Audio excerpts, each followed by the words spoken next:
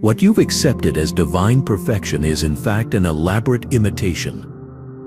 An imposter weaving the very illusion you're meant to inhabit, a world where joy is fleeting and truth is just out of reach. This isn't just a philosophical question. It's a key to understanding your own life. This ancient knowledge points to a different architect, a flawed, arrogant entity who mistook its limited power for absolute dominion. The Gnostics had a name for this cosmic deceiver, the Demiurge, a false creator, a jailer disguised as a king. It claims to be the one true God, yet its kingdom is one of material constraint and endless cycles. You feel this truth in your bones, that quiet knowing that life here is often a struggle, that a higher, purer existence lies just beyond our perception. But they've tried desperately to hide this from you. This being's power relies on your ignorance. It thrives on your separation from your inner light. It maintains control through your sleep. Prepare yourself. We're about to pull back the veil. We'll examine forgotten texts and ancient writings. These forbidden records expose this false god. They reveal why humanity fell under its grip. They show how it has held sway over this earth for millennia. The cosmic trap.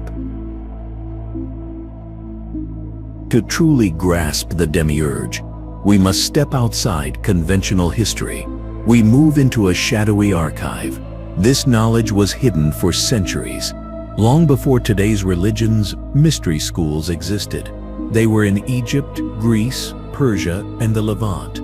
These weren't simply ancient curiosities. They were custodians of dangerous truths.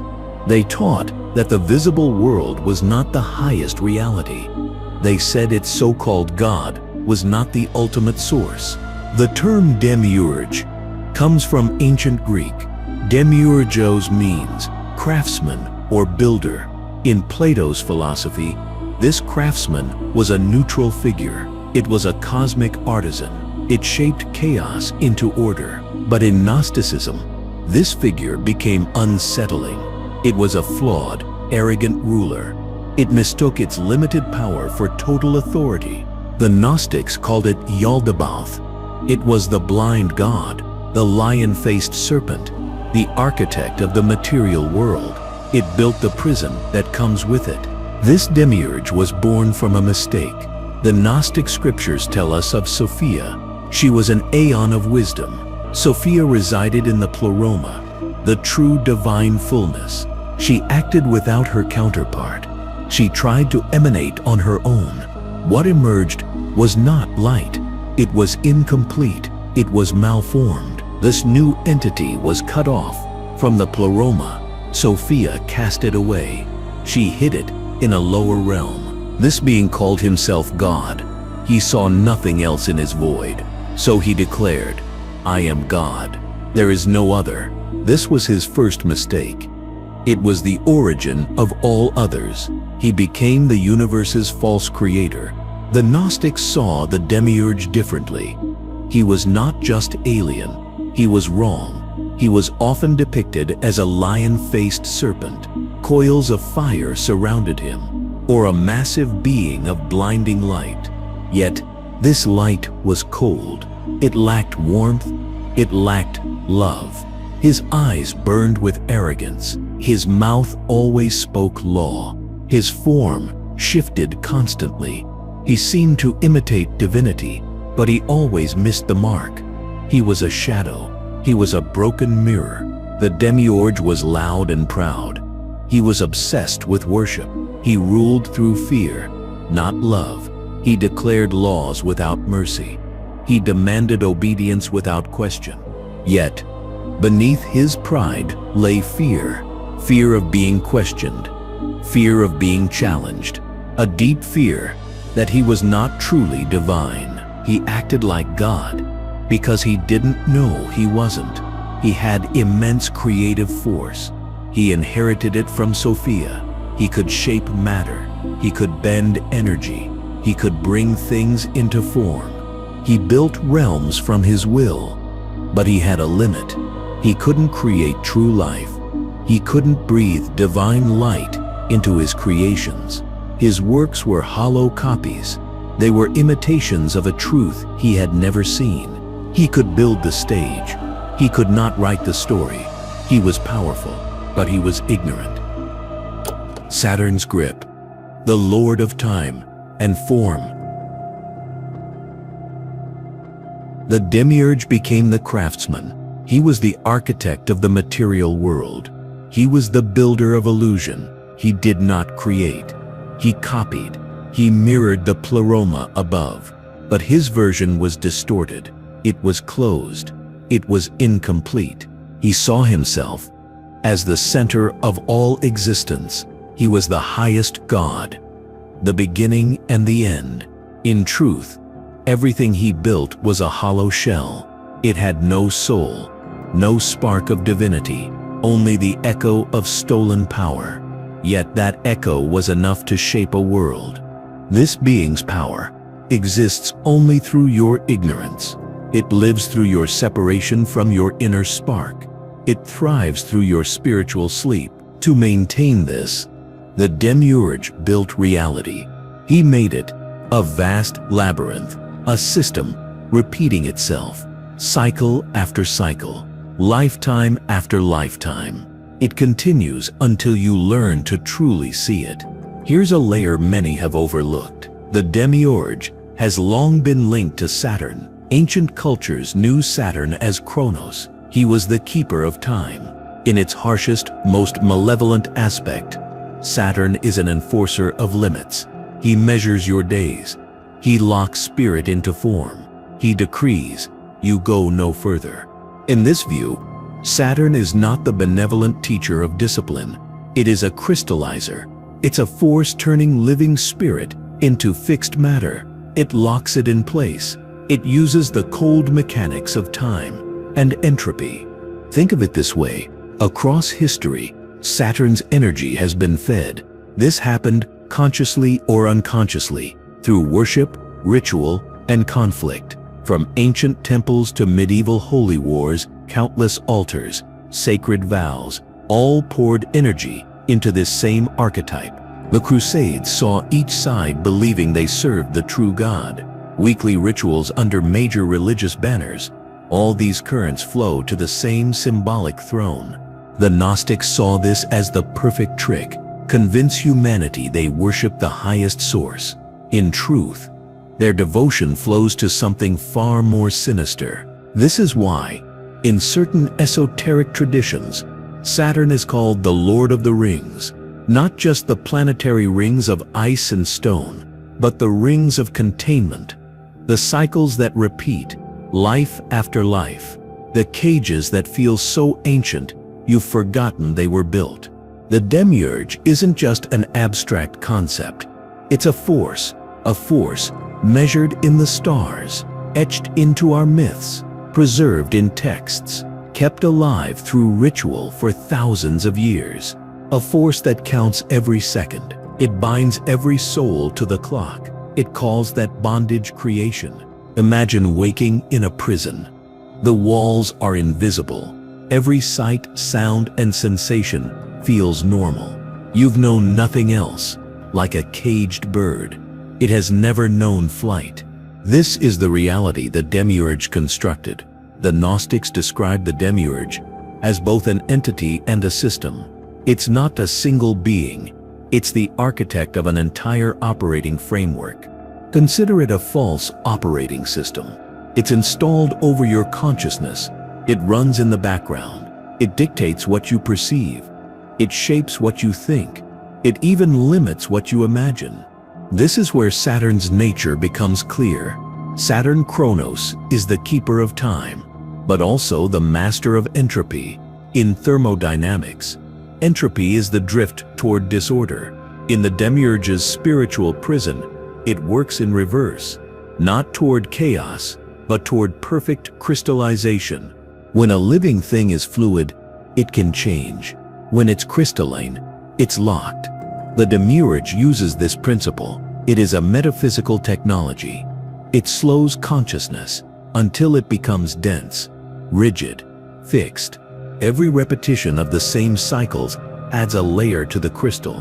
Birth, suffering, distraction, death. Every belief accepted without question. That's another facet carved.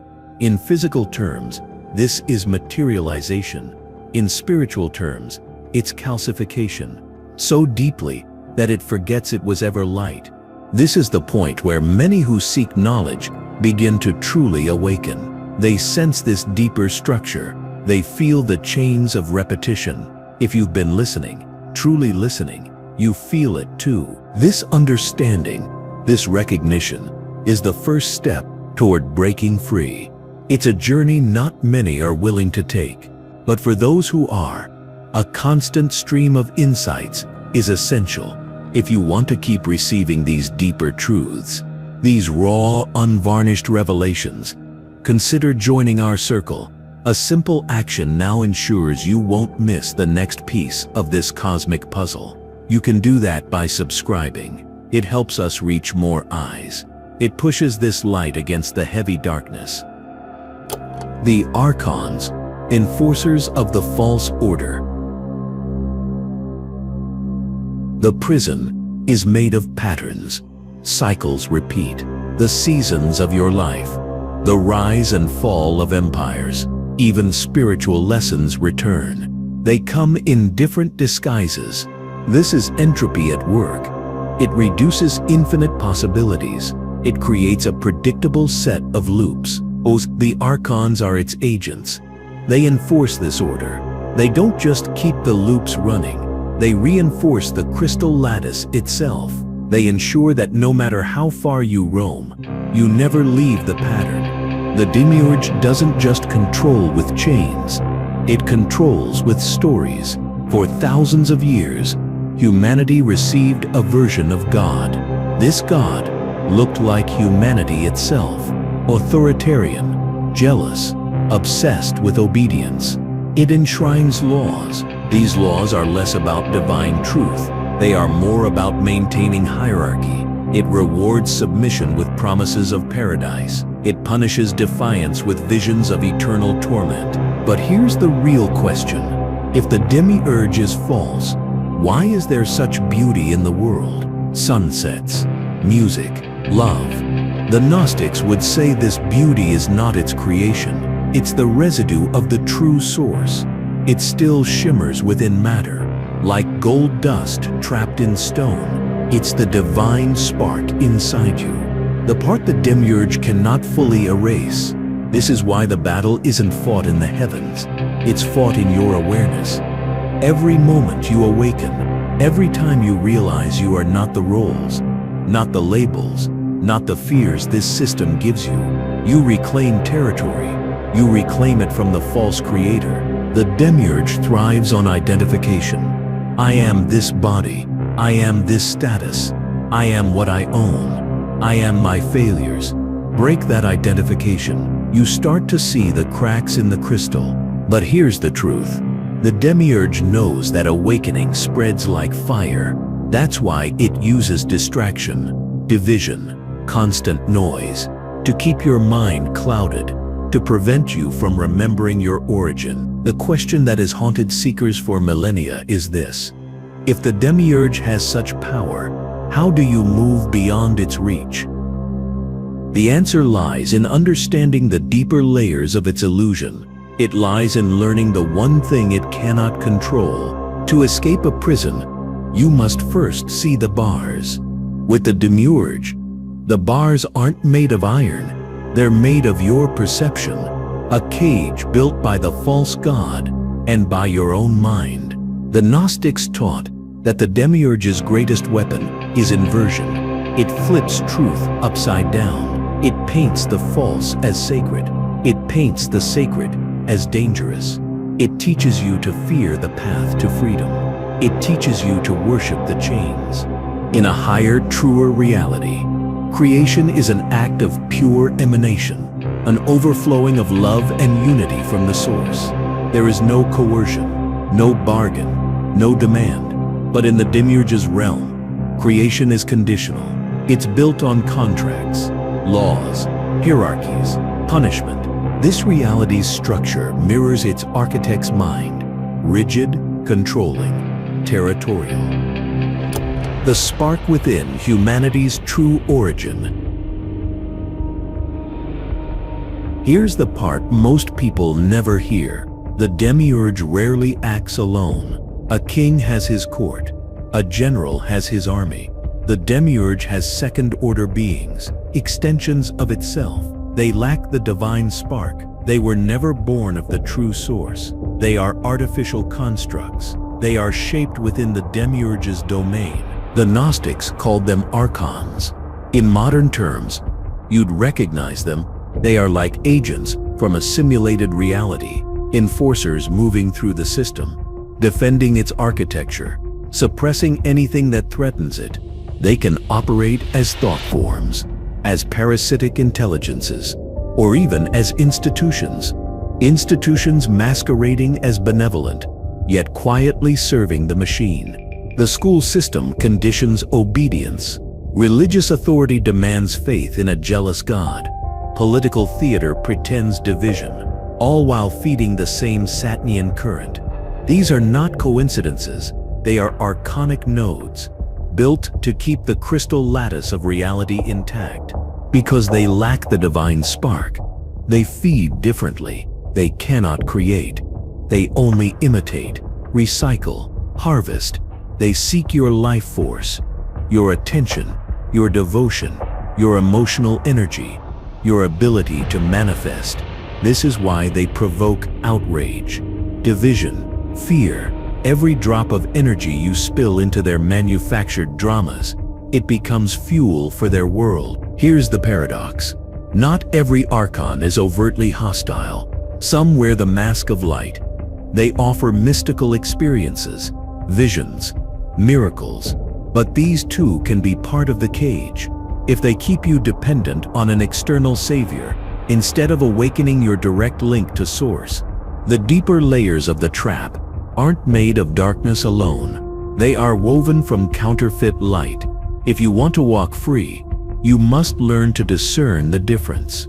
This is why the path to freedom isn't about defeating the Demiurge in battle. It's about remembering the one thing it cannot touch, your inner connection to the source.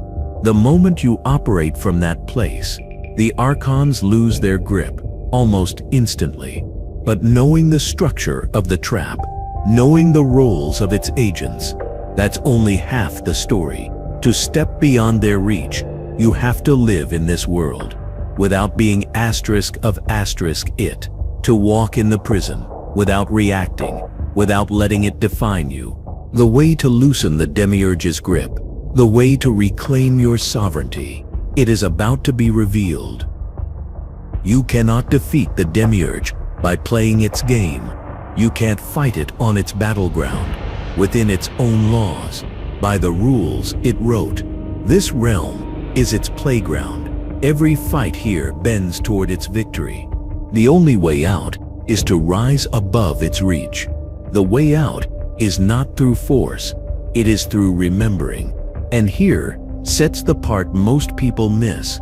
The Demiurge doesn't only exist set out there. Sethouse, it has a mirror Saturn. Sethouse on the vast cosmic scale. It is the architect of the crystal lattice. It holds matter and time in place. But on the intimate scale of your own life, it shows up as the ego, the organizing force.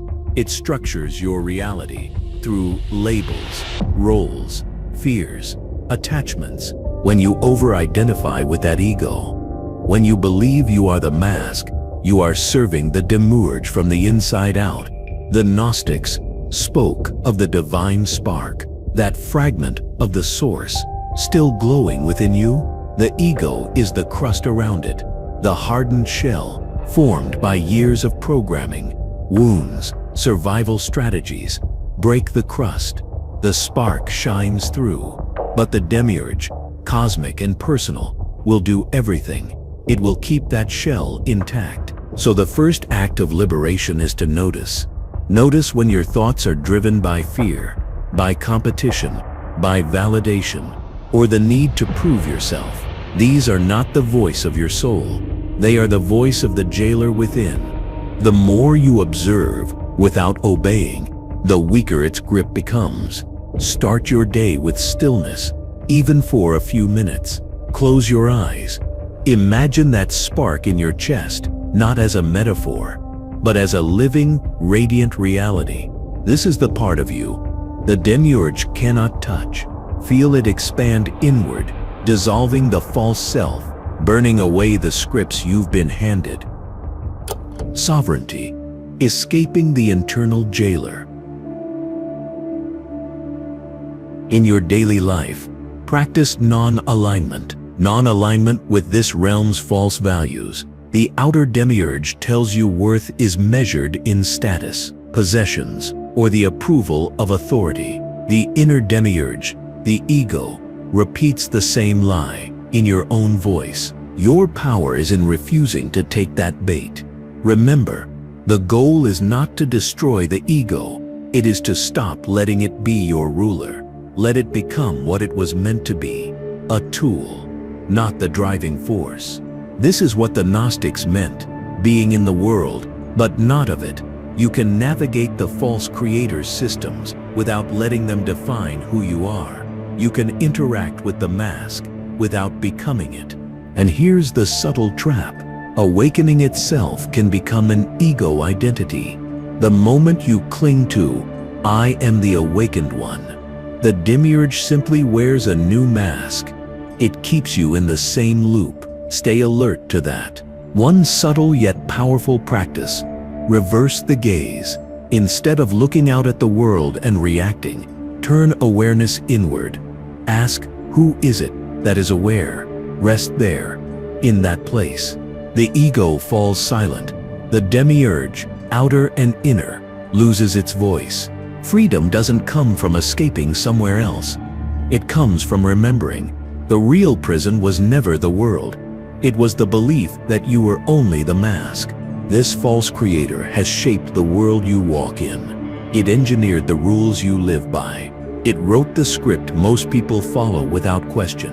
It hides behind holy names, behind beautiful illusions, behind the comfort of familiarity.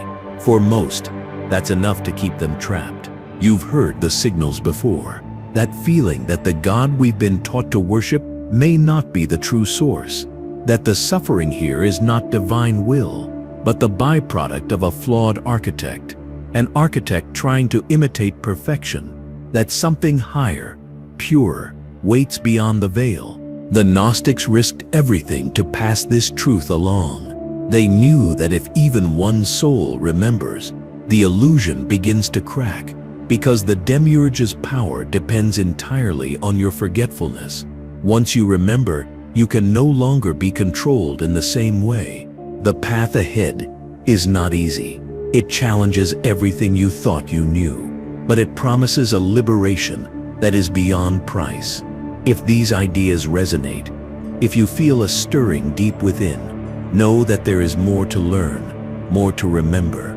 To truly understand these hidden forces, the nature of entities, and the subtle ways they operate, you'll find a wealth of information in our playlist on demons, angels, and esoteric entities. It covers these topics in a way that truly sheds light on their role in this constructed reality. The link for that playlist will be in the pinned comment. Dharma, the path beyond karma. Here's the key they left us. The rulers of this realm are known as lords of karma. Karma here doesn't mean mystical justice. It means the weight of the past, the patterns and cause and effect loops. They keep you tethered to the same cycles. Step into Dharma. You are outside their reach. Dharma is the open space of the present moment, unshackled by what came before. It is pure sovereignty, the place where you are not acting from programming, not from memory, not from fear, but from direct connection to source. The moment you stand there fully, the karmic machinery stalls. The Archons have no script to play against you. The crystal begins to crack. So the question is no longer how do I defeat the Demiurge? The real question is, will I live from karma or from Dharma. Every time you choose Dharma, every time you act from the now, instead of the past, you broadcast that frequency into the morphic field of all consciousness. You become a signal, showing others the way out. Here's the truth that should both comfort and challenge you. You already carry the key. The question is, will you use it? This journey is deeply personal. It demands courage. It asks for an open mind. What part of this truth speaks to your own deepest unease? What false narratives have you recognized in your own life? Share your thoughts below. Let your truth illuminate the way for others.